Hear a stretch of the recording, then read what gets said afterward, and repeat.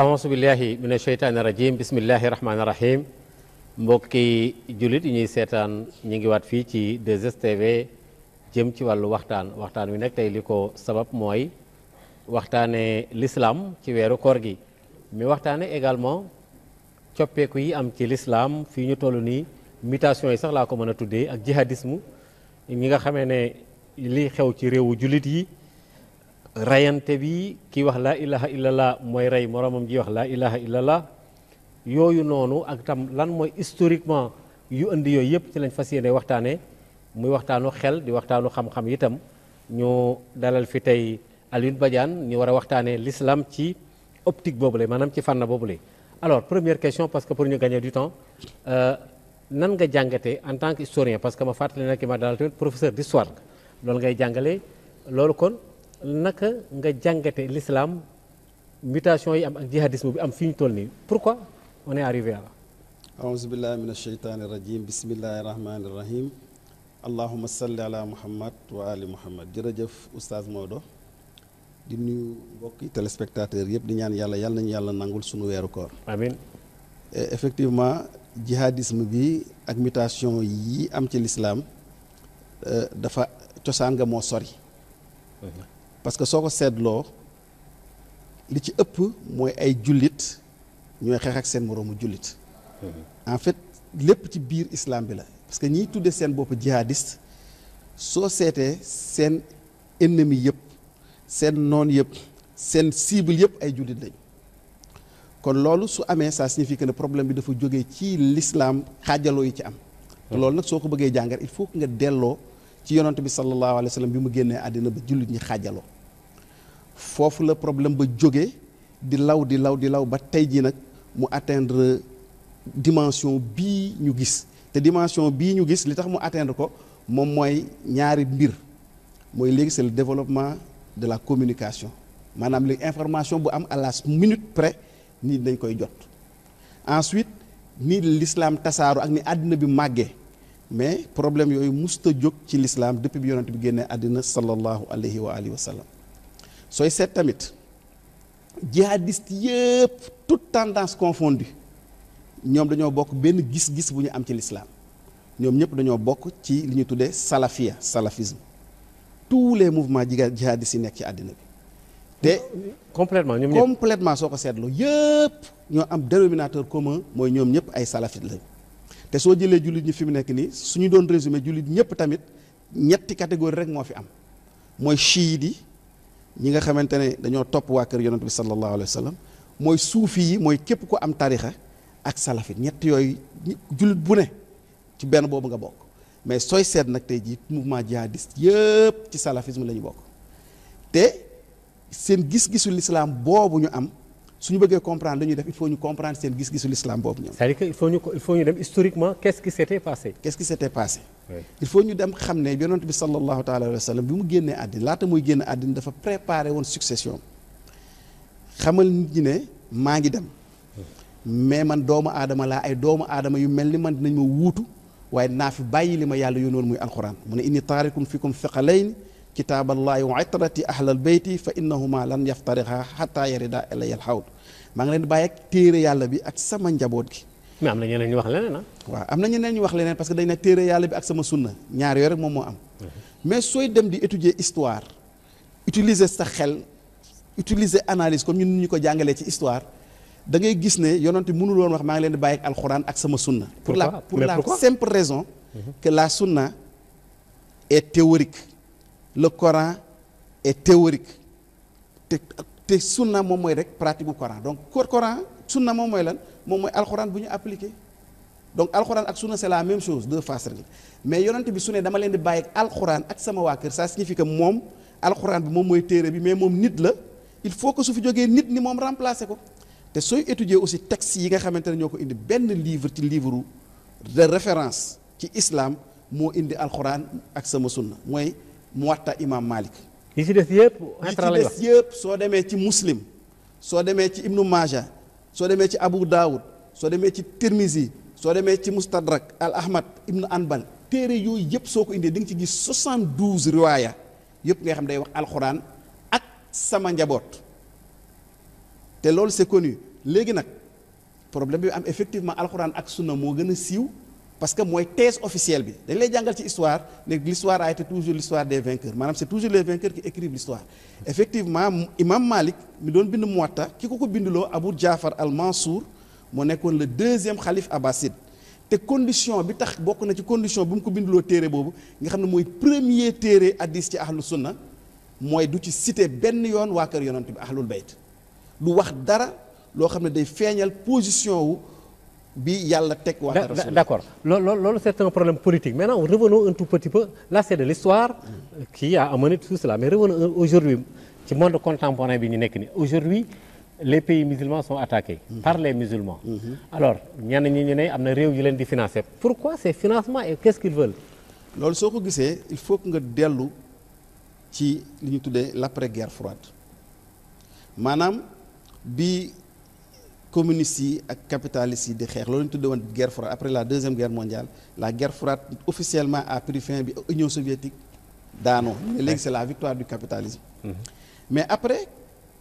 ñi nga xamante ne ñoo nekkoon ci bloc occidental bi États-Unis daal di leen jiite dañu jàpp ne comme que communisme dee na Union soviétique jeex na maintenant c'est un monde unipolaire léegi ñoom rek ñoom ñoo fiy jiite ñooy doxal àddina bi mais malheureusement ça ne s'est pas passé comme ça parce que au même moment c'était li ñu tuddee le réveil du monde musulman jullit ñi dañoo yeewu jóg commencer organiser wu surtout avec la révolution islamique bi amoon en 1979 en Iran avec l'ayatollah Imam Khomeini ak Shah bi parce que Imam Khomeini bi mu ñëwee dafa ne ni est ni ouest mais république islamique ne ñoom duñu communiste duñu capitaliste mais léegi dañoo gëm ne lépp lu jullit bëgg a doxal il faut que mu jaar ci l'islam appliquer ko il a commencé à donner ses preuves ba 1989 bi muy génn àddina fekk na Iran nekk taxaw ba pare ñu boole woon nañ kook Irak guerre bi metti l'Iran est sorti victorieuse ba pare taxaw islam boobu ñu bañoon mu am république islamique boobu taxaw mais aussi dafa am tamit benn spécificité bu ci am moom mooy les Iraniens sont des chiites et la république islamique est chiite et que pays yu ko wër yëpp pays arabes yi ci bëri ay pays sunnites lañu mais dañoo ragaloon li xew Iran ñëw xew seen réew yi dindi fa buur yi remplacer ko ak ay régimes yoo xam ne ci l'islam lay dox parce que alxuraan moo wax innal muluka iza daxalu qaryatan afsaduha te c'était l'un des slogans de la révolution islamique que ne ñu ne tant que jullit ñi ay buur ñoo leen di jiite di buur di bumi te duñu respecter charia duñu respecter islam musiba rek la ñu amee suñu dindee buur yooyu teg fa li yàlla wax dinañ am jàmm léegi nag américains yi soviétiques yeeg occidentaux bi ñu dimbalee Saddam Hussein armé ko surarmé ko mu song Iran 9 ans de guerre mais terewul l'islam taxaw mais terewul tam au même moment la révolution islamique influencé na tous les peuples musulmans du monde y compris peuples yi nga xamante ne dañ leen doon sonal comme le peuple palestinien comme parce que c'est avec la révolution islamique que le Hamas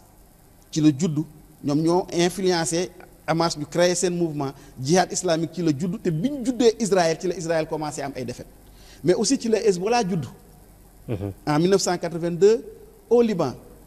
te foo nga xamante ne pays arabes yëpp dañ faa échoué ndax 48 pays arabes yëpp daje nañu Israël duma leen 54 mu duma leen 67 mu duma leen 73 mu duma leen 82 ñu lancé opération paix en Galilée dem attaqué ci Liban ci la Hezbollah jóg mais gis nga diggante 82 ak 2000 Hezbollah dàq Israël mu génn biir Liban première victoire bu jullit am ci Israël Hezbollah moo ko def te ce n'est pas un pays c'est pas une armée c'est une milice te c'est des chiites c'est en ce moment là donc le stratégie monde occidental bi ne dañoo remarqué ne 20e siècle Occident ñetti ennemi la amoon gagné na ñaar yi mais benn moo ci des pour que ñu mën a sauver dominer totalement le monde bu njëkk bi nee nañ c'est le nazisme gagné nañ ko avec la deuxième guerre mondiale deuxième bi c'était le communisme gagné nañ ko avec la fin de la guerre froide ñu ne le dernier ennemi c'est l'islam mais ñu ne du l'islam bépp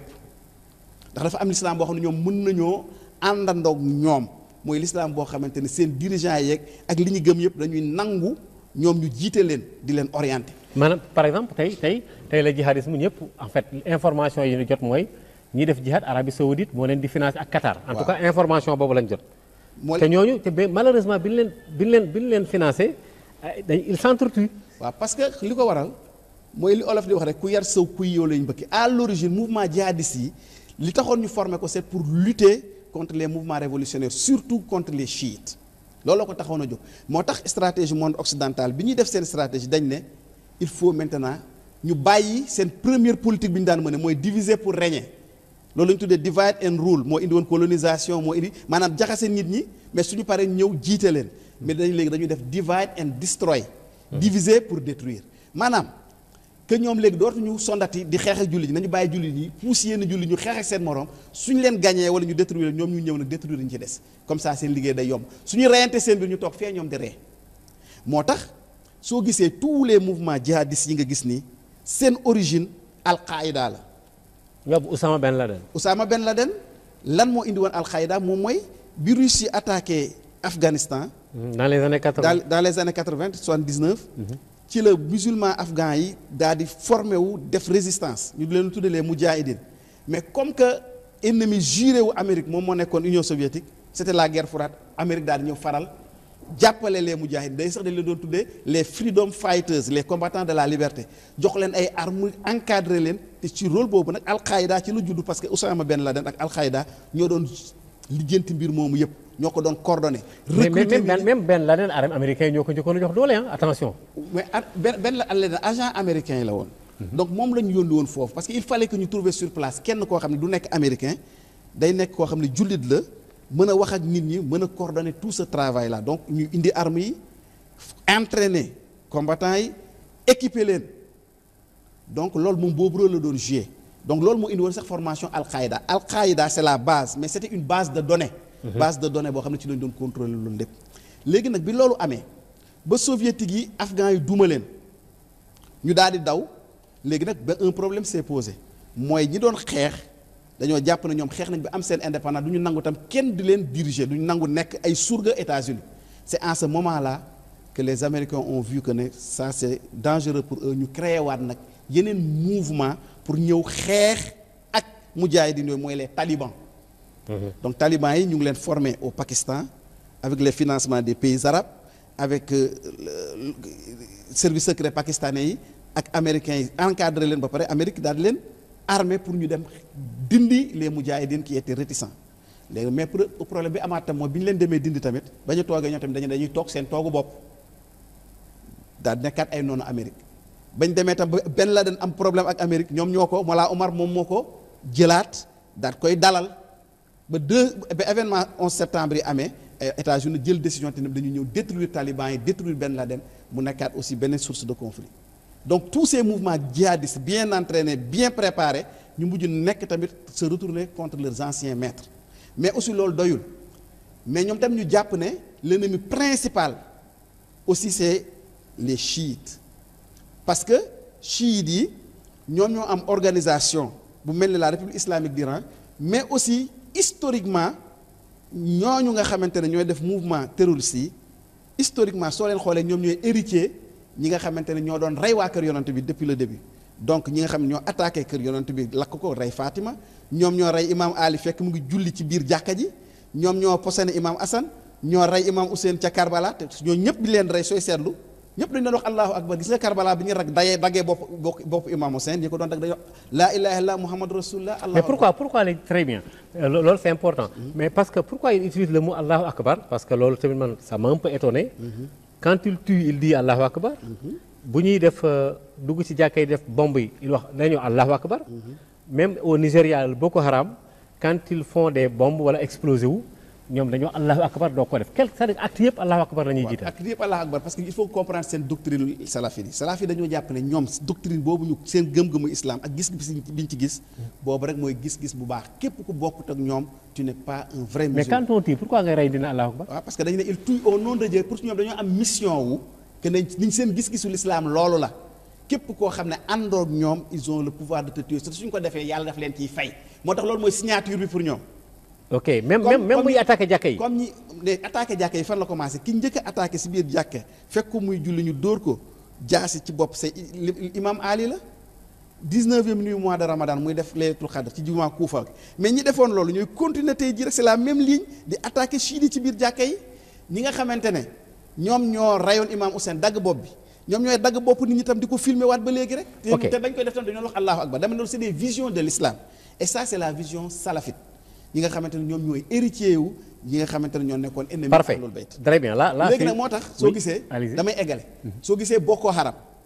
nga gis Mujao nga gis alxaay ak AQMI nga gis même yi nga xamante ne ñu bees yi génn muy Daesh état islamique au Levant dama ne ñoo ñëpp soo jëlee seen dénominateur commun mooy c'est des salafites.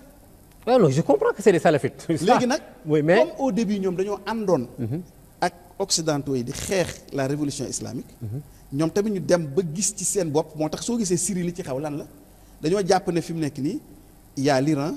y a le Syrie y a la Syrie y a le Hezbollah loolu la ñuy wax naan le croissant chiite et que puissance yooyu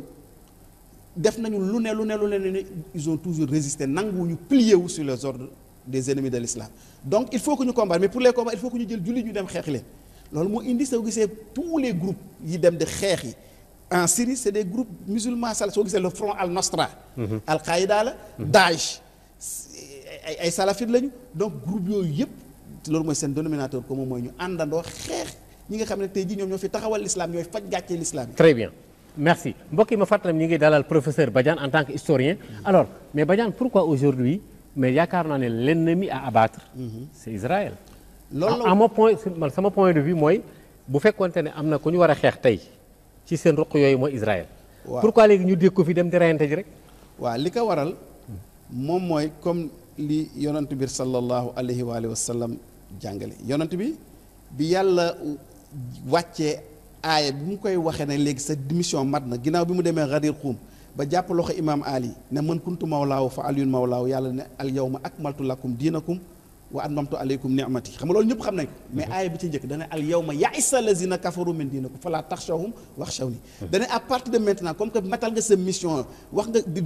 désigné nga sa successeur ki la war a wuutu yéefar yi découragé nañ dootuñu leen mënal dara bu leen ragal da ngeen ma ragal yonent bi ne sama diine jii ragaluma ci jullit ndax jullit du ko yàq mu'min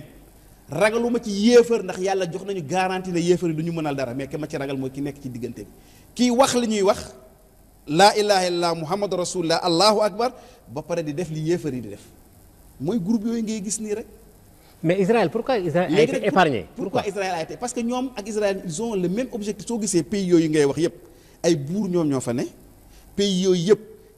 buur yooyu dañuy écraser seen peuple pays yooyu yépp aussi ils sont soumis à l'Occident. comme Jordanie. moo tax même sooy jàng histoire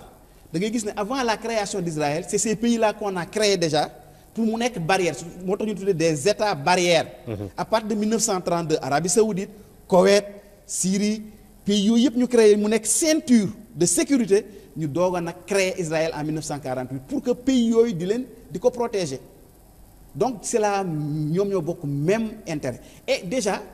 non mais attends parce que mënuñu ko protéger en 67 les pays arabes se sont regroupés contre Israël. après lan moo xew. ils ont été battus. ñu duma leen. oui 73 la même chose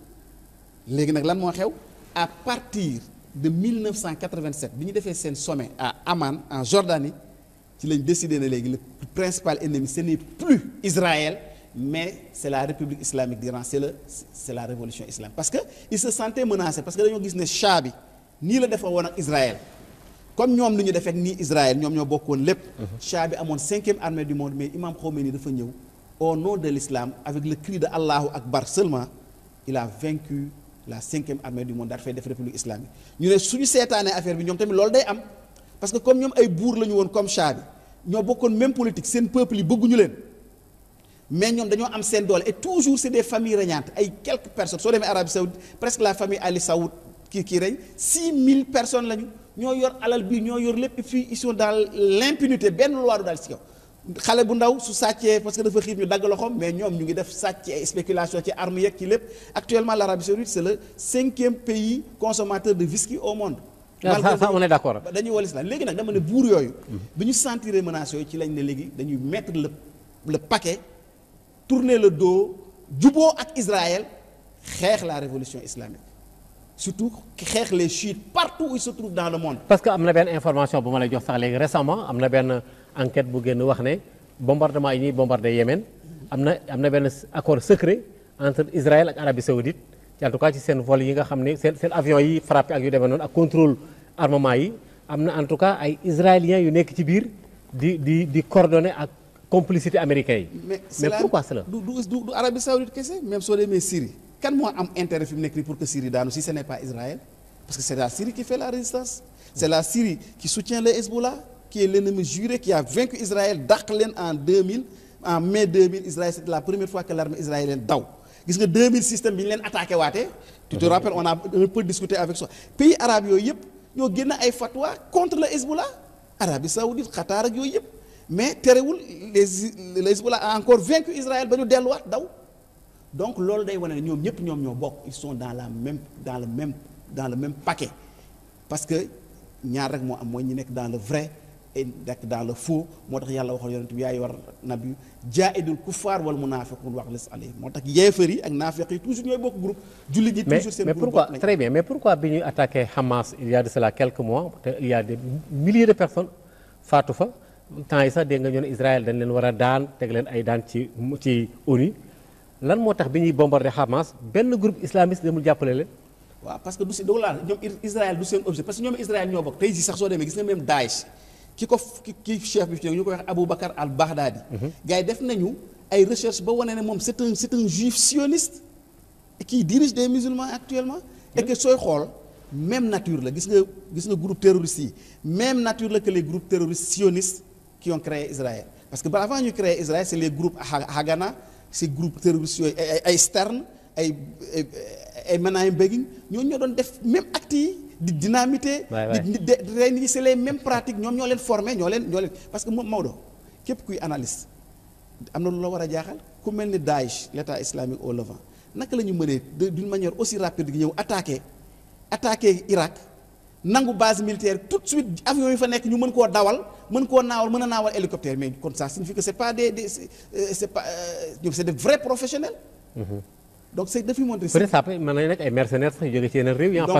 parce que Aboubacar al-Baghdadi bi moom yàgg nañu contester ay relations ak monde occident bi loolu moom ci information yu bëree bëri dañu wax ne daal am nañ benn connexion xaw ma nag foo connexion bi jógee bon Boko Haram récemment la ñu judd yàggagul aussi derrière eux am na ay mots. mais parce que loolu lépp dama la koy résumer ku mel ni Boko Haram nooy mën a expliquer Nigéria la première puissance de l'Afrique occidentale ak seen armée bi nga xamante ne fu CEDEAO dem ñoo fay jiitu. mënuñoo dara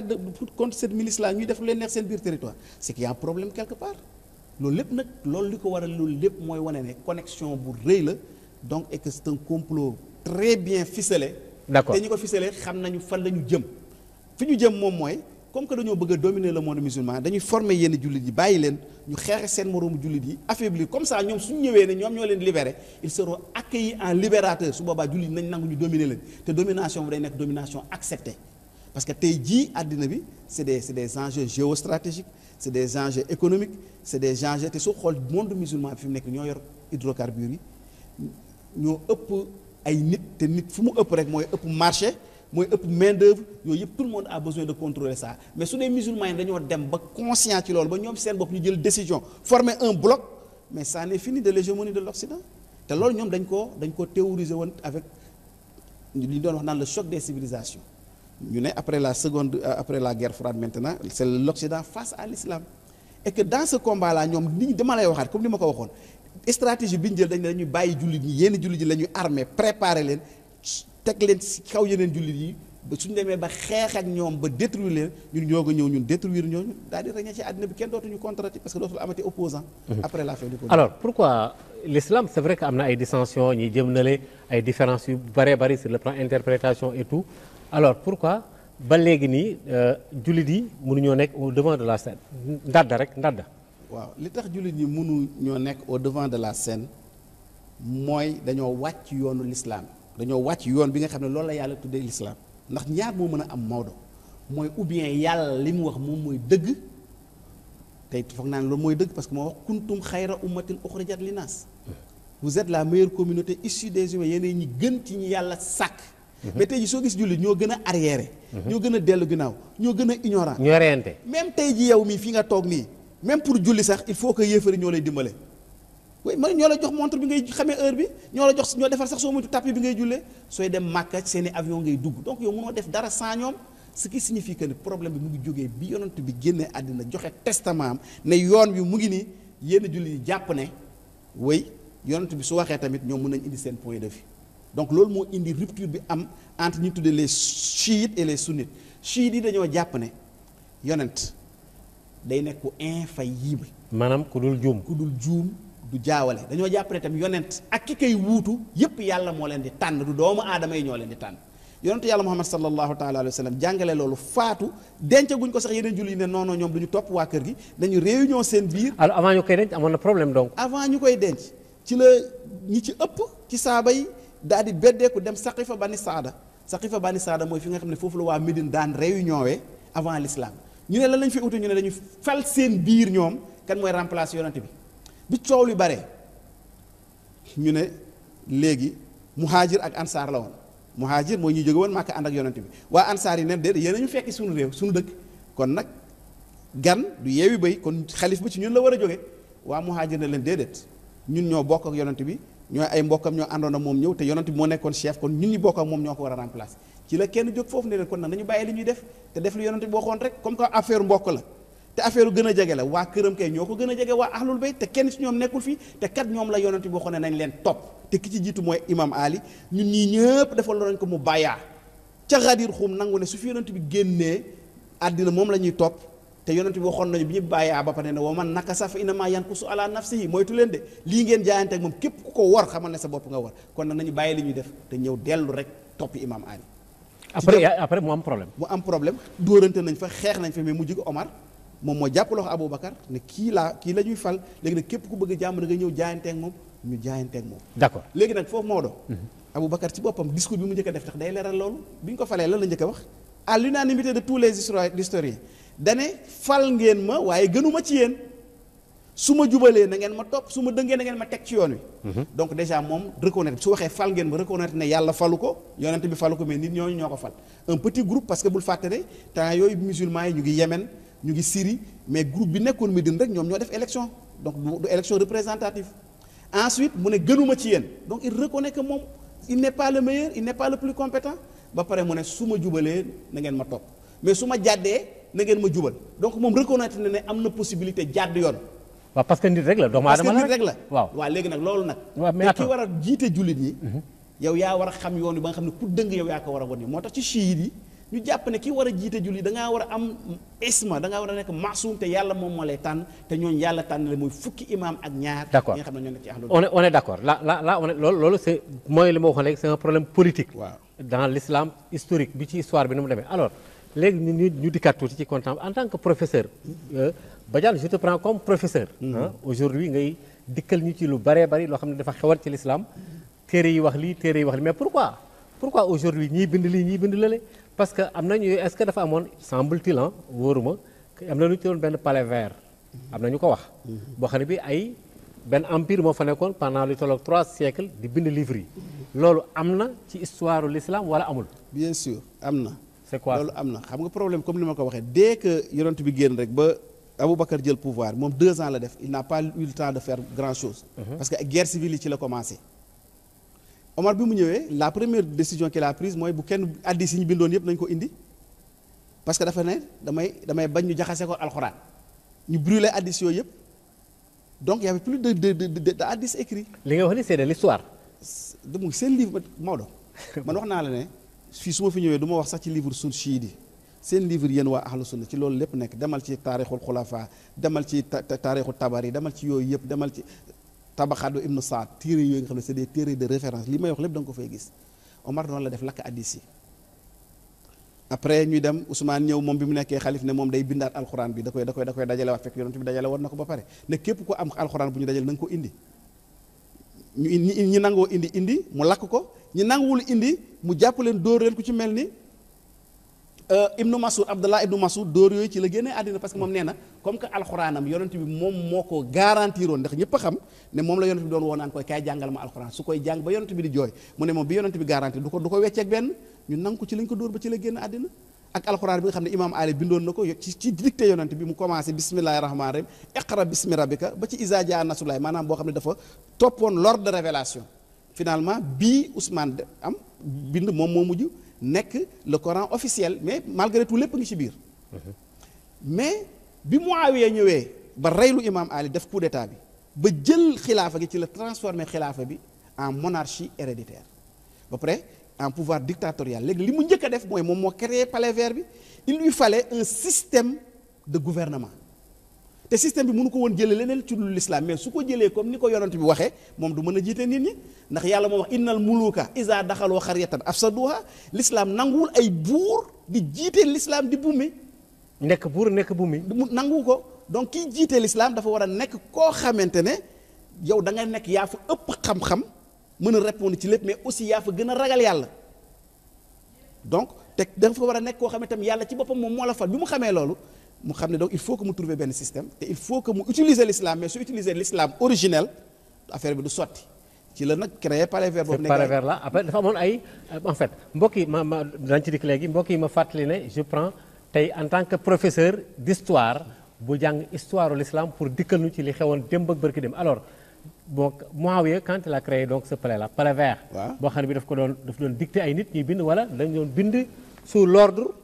du chef. waaw xam nga moom moo nekkoon chef bi Muawiya il est très très intelligent danay waaj gars yi dafa dajale saaba yi ne daal léet daal ñi nga xamante ne mën nañoo bind leen rek doon laa leen sant dama bëgg ngeen bindal ma ay hadis bindalaat ma histoire l'islam mais li ma leen di sant jafewul comme que am na ba pare te waa ahlul bayt ñoom ñoo ko yor lépp lu ñu wax rek wax leen contraire bi est-ce que tu as bien compris mu ne nag képp ku ma defal loolu dinaa la récompenser ku ma wedd ci loolu wala nga jéem a cee contre dinaa la châtier te li gën a néew li ma lay def mooy dinaa la exiler Afrique. est-ce que li ngay wax ni c'est écrit dans l'histoire? C'est écrit noir sur blanc d'ailleurs la preuve même sax après li ci xew après moom mooy indi preuve bi moo tax nga dégg même si yéen ahlu sunna dañ naan hadith yi wér na yi wérul lan mooy bu wér ak bu wérul saa si fi am na ñu ci inventé même yonent bi muy dund naan maa ngi dund mais yéen a ngi fen ci man waaye képp ku fen ci man da am nga sa billet pour dem safara ñu ci ku ci mel ni Abdullah ibn Omar ku ci mel ni Abu Hurayra surtout c'était lui le champion moom moo doon champion inventé hadith Maodo foofu la jógee différence yi am ci l'islam yépp foofu mooy origine bi. c'est pourquoi yi baax yi baaxul. kaay ma jox la ci quelques exemples vivants yoo xam ne di nga ko xam. ok parce que soo seetloo lépp loo xamante ne am na divergence ci islam rek hadith a ko indi ndax du alxuraan bi. alxuraan moom amul problème. amul problème mais li indi problème mooy interprétation bi ñuy def ci alxuraan ak hadith yi loolu foofu la jógee yow cay yi woor gi ñuy woor soo demee ci alxuraan yàlla daf koo réglé lan la wax suma ati musiyaama ilal layl loolu mooy lan ci arab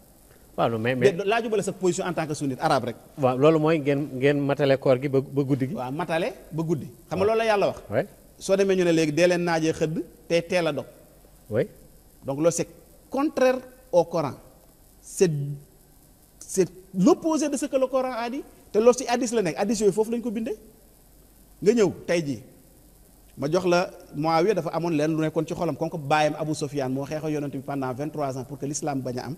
bi mu demee ba xamante ne léegi dañ leen di gagner dana doom yeeg ñëpp dugg leen ci biir après kii dina génn àddina su génnee àddina ñun dinañ mën a def suñu liggéey. c'est un jeu. à l'intérieur moo tax Muawiya xam nga lan la waxoon ne la moo nekkoon ci xolam nee na comme que terewul nit ñu nekk ay jullit dina fexe ba ñu nekk ay mauvais musulmans ba lépp lu ñu jaamu yàlla sax du baax ma jox la benn exemple bu pratique Maodo julli lan la ñu jàng ne moom moo la siy dugal soo ko waxee rek dugg ci. takbirul ihram. allahu akbar bu njëkk bi. waaw lan moo la siy génne. asalaam taslim. taslim très bien yow it yaa ngi julli Maodo tisbaar julli nga ñaari rakk yaa ngi toog foofu looy wax. asalaamu alayna wa ala ibadillahi salihin. tas na. non mais attends mais non doucement na nga taayat lay zakiyat lay tayyibat salawat ba pare nga assalaamu alayka ya nabi wa rahmatullahi assalaamu alayna wala ma sëlmal nga. non c'est comme est-ce que taslim yee bokk non est-ce que taslimu nihaaya bi ak bi nekk ci milieu bi ñoo bokk. mais yëpp c'est la même taslim la rek soo demee ci ahlul bayt ñoom dañ naan la déedéet doo ko waxee foofu soo ñëwee ci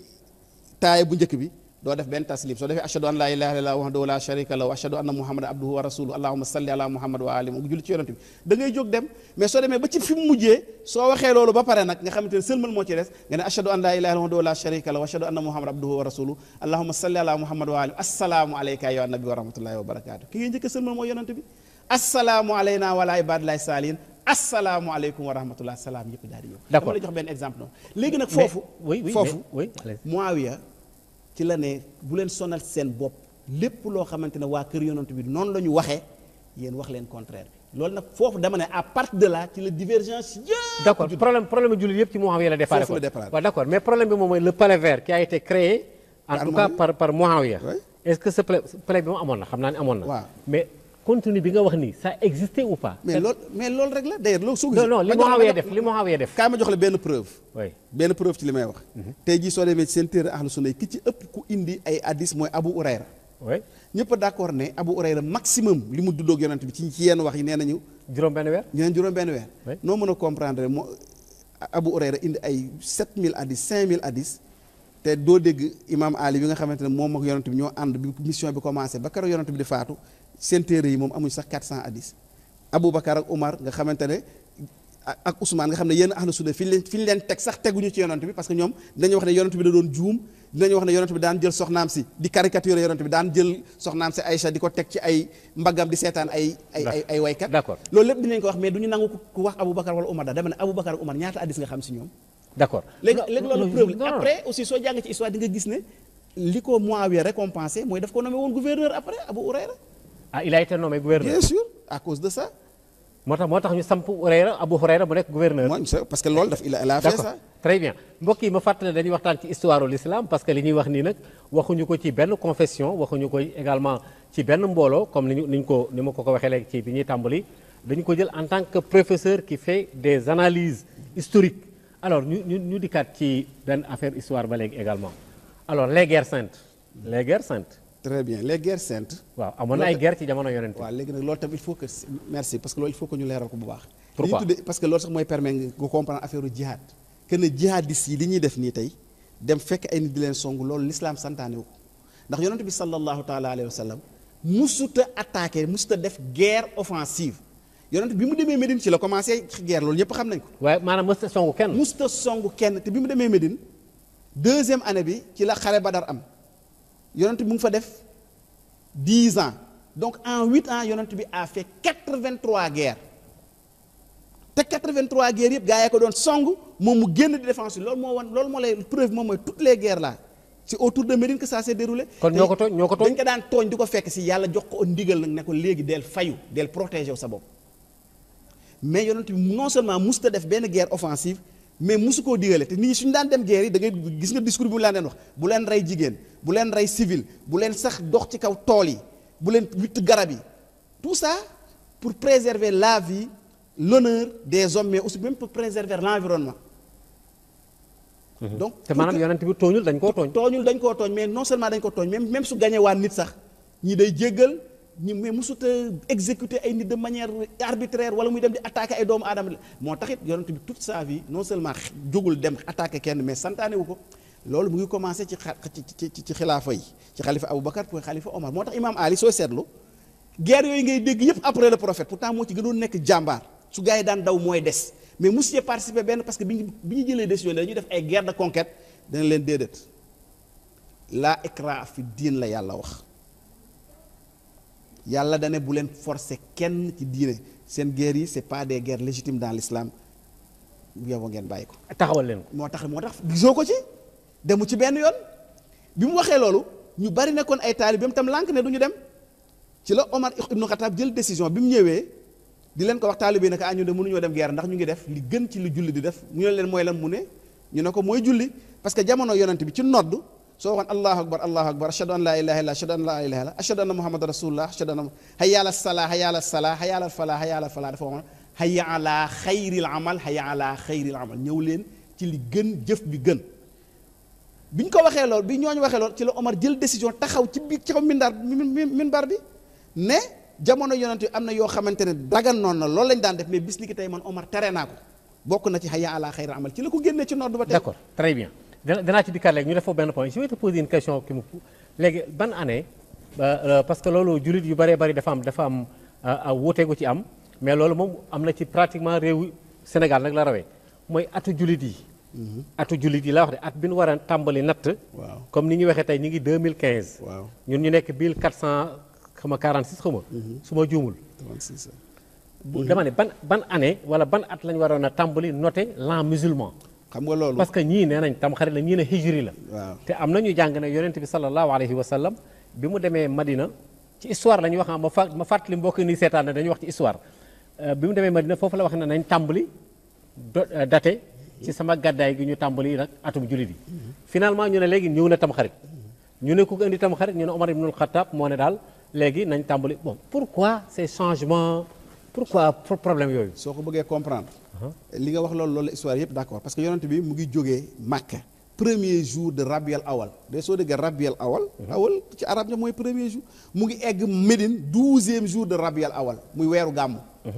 jour boobu foofu la yonent bi wax ne weer wii nañ ci commencé atum jullit yi. ñu tàmbali wàññi atu jullit yi. à partir de Rabiul Awal. noonu la foofu la jógee. Omar ibn Khattab bi mu ñëwee moom moo ko delloo ci muharram xam nga lu war loolu muharram ci jaahiliya arab yi seen weer da daan commencé ci muharram comprendre nga bu baax li ma wax. ci jaahiliya xam nga yàlla dafa ne wa ma muhammad ila rasulin xad xalat min qablihi rusul afa in maata aw xutila inqalabtum ala aqibaykum yonent bi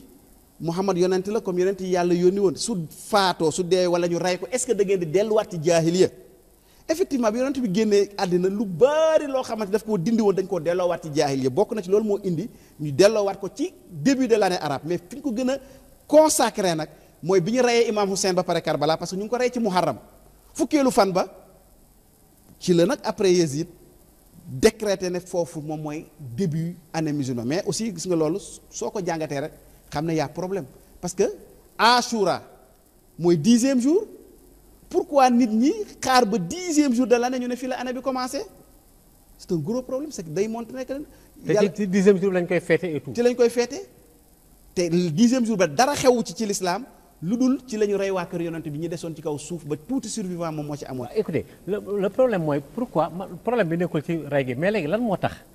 yonent bi ak ni mu amee doole ak ni ñu war a toppee ndigalam. waaw mu ne tàmbali leen def lii ci hijriya bi ci Medina pourquoi ñu changé ko man changement bi kan moo est-ce que Omar ibn al-Khattab am na fitu lu yonent bi samp mu ne na fi jóg non. am na je parle intellectuellement. non si tu es yow bu dee sunnit nga. da ngay jàpp ne am na fitam parce que yéen a wax seen téere ne même yonent bi daan dund yonent bi da daan wax dara Omar ñëw ne ko du noonu yéen ngeen wax ne Jibril ñëw ne ànd ak Omar du ngeen a koy wax seen plein na base donc lenn moo ciy dëgg ci loolu mooy effectivement même du temps du prophète Omar yonent bi da daan wax Omar ne ko du noonu mais nag li ci topp moo dul dëgg mooy yonent bi yàlla mënu koo yónni ba pare keneen di ko contesté yàlla di ànd ak moom d'ailleurs loolu moo indi problème bi yonent bi biñ ko poséné ñu ngi ko poséné bisu mercredi loolu olof di wax àllarbay kare mooy bis bi mujj ci weeru diggi safar posen bi jàpp ko feebar bi metti ca suba ga jeudi ba mu ne indil leen lu ma leen di bindalee loo xamante ne du ngeen sànku ba mukk ci alxames boobu du Omar ibn Khattab moo taxaw ne bu leen indi dara ndax yonent bi dafa tàggale ko saxo dafa ne yax jour mais mënu woon a bind daal mënu woon a bind ñu ne yonent bi mënu woon bind am na ñu wax loolu. en fait wax nañu ne jàngul mënu woon a bind. moo parce que loolu dinaa ci ñëw même su dee yonent bi mënul woon bind. est-ce que moom am na droit yonent bi wax ba pare moom mu naan bu leen def li yonent bi wax te pourtant loolu moom moo am bi ñu nekkee foofu di xuloo ñi naan indi leen ñi naan bu leen indi benn saaba neen xanaa da ngeen fàtte li yàlla wa maa yantiqu anil hawa in huwa illaa wahyun yuuhaa moom du wax dara ci bànneexu bakkanam gaaw leen indi ñeneen ñi ne bu leen indi kenn ñëw ne fàttaliku leen li yàlla wax yaa ayyuhal lazina aamanu laa tarfa'u aswaatakum fawqa sawti nabi bu leen yëkkati seen baat yi ci kaw baatu rasulilah coole bu mu bare yonent bi yéen ñëpp génn leen ba mu des sama waa kër yi quant à yonent bi mën na jàng mënut a jàng mais yonent bi mënoon na bind mën a liir làkk yi amoon ci àddina yépp ma jox la preuve yi ci seen téere ahlu sunna yi yéen a wax ne yàlla dafa jàng yonent bi ilmu maa kaana wa maa yakun li xewoon démb ak li xew ba keroog yowmal xiyaam ku xam li xew démb ak tey ba yor donc ça signifie que mën nga lire mën nga bind deuxièmement même ci histoire dañ ne Jibril bi mu ñëwee ci yonent bi fekk ko ci xuttu bi lan la ko wax iqra mooy lan mooy jàng mooy liiral waaw moo da waxal liiral bu wax jàng mooy liiral absolument mooy liiral mooy liiral kilifa gu mel ni Jibril dina ñëw fekk mënta lire mu naan la liiral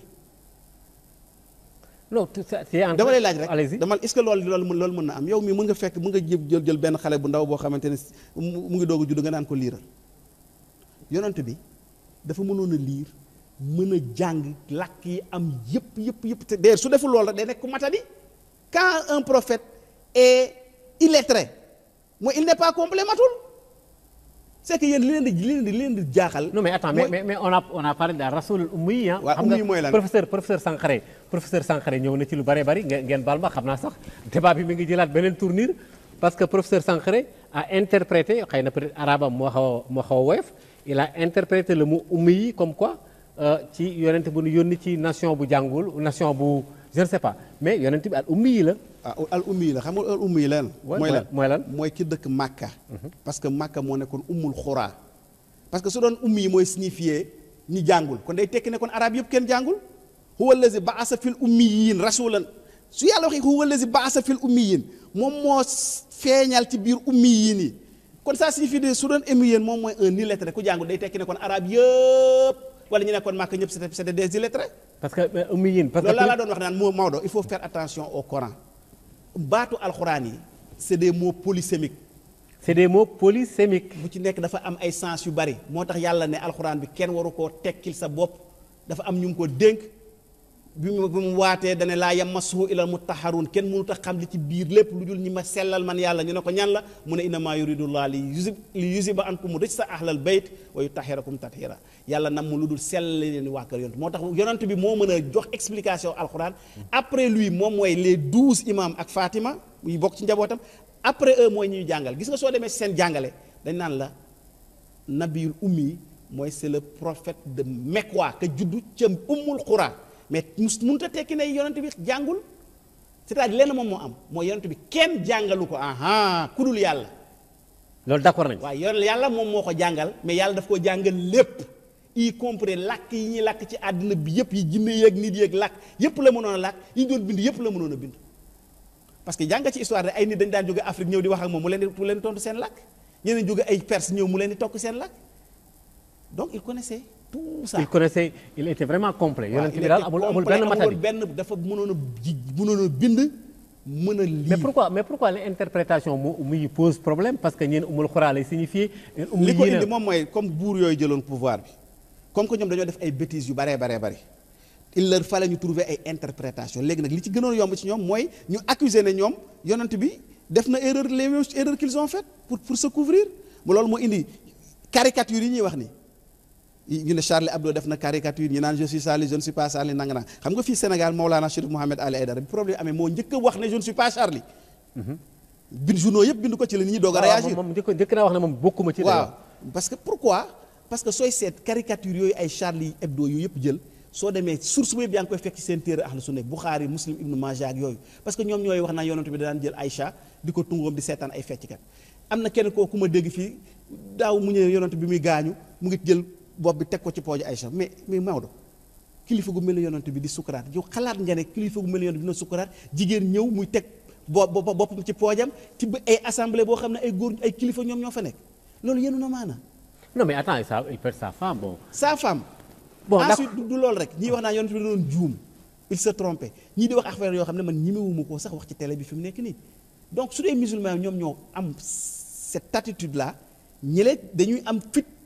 pour mën koo waxaat mais su musulman yëpp waxoon ne lépp loo xamante ne luy laago la lépp loo xamante ne lu matadi la dañ koy accuser suñu yonent ñun loolu amul il défend ça bec et ongle kenn du mën a def. maanaam bu jullit yëpp taxawoon. waaw ne rasulullah mii daal dara lu sikk nekkul ci moom. waaw lépp ma baax. waaw taxaw ku bëgg a wax safaan ñu ne la déet. kenn du ko ñemee wax mais comme que jullit ñoo ko moo nekk seen tiir léegi il faut que ñuy am courage dem réviser génne addis yu bon yooyu yëpp nekk ci Bukhari ak Muslim ak yooyu nekk foofu di wax ci yu bon yooyu ci yonent mun naa la ci recenser plus de 200 addis yoo xamante ne. d'accord malheureusement Badiane on est à la fin de l'émission loolu mooy problème bi mais maa ngi lay sant bu baax a baax parce que émission xam-xam la du émission xëccoo mais émission gëstu la daanaka waxtu wi moom waroon nañu wax sax événement yi xewoon ci koor gi ñaari minutes wala ñetti minutes yan événement nga jàpp ne xewoon na ci koor gi ci njeexitalu koor gi rapidement. oh bari na nag xam nga koor gi. 7e jour bi ci la. malheureusement jeex na waaw. malheureusement te man bëgguma jël temps bi bien que on a démarré à 10h10 mais mayaat naa leen 10 minutes yooyu garaawul mbokk yi kon xam naa fii la waxtaan wi yem professeur maa ngi lay sant bu baax di la gërëm. jërëjëf Oustaz Maodo di ñaan yàlla nañu yàlla nangul suñu koor. amiin yàlla nañu yàlla may jàmm. amiin ñi bëgg jàmm yàlla na leen yàlla may jàmm. ñi bëggul jàmm yàlla na leen yàlla may jàmm yàlla nañu yàlla may jàmm may ko jullit yëpp ba jullit ñi nga xam dañoo réer ñoo indi musiba ci kaw suuf ak ñi leen jiite yëpp yàlla na yàlla fóot seen xol. ba def ci leer ba ñu changé. ñi leen di jiite tam ci jullit ñi yàlla na yàlla def seen xol fóot ko ba ñu mën a def luy jariñ jullit ñi te bañ a def lu leen gaañ su loolu amul nag yàlla leen fi yàlla jëlee te indi ñoo xam dañuy indil jàmm ci barke Seydina Muhammad wa alihi sallallahu alayhi wa sallam mbokk yi kon fii rek la waxtaan wi yam wasalaamu aleykum wa rahmatullahi taala wa barakaatuhu